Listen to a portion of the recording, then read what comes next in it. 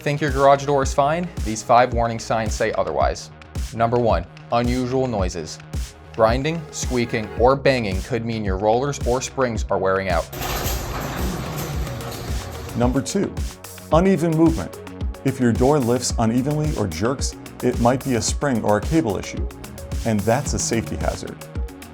Number 3, delayed response. If your door takes too long to open after hitting the remote, you might have an opener problem or a signal issue. Number 4, sagging sections. A door panel that sags or looks off balance could be a structural red flag.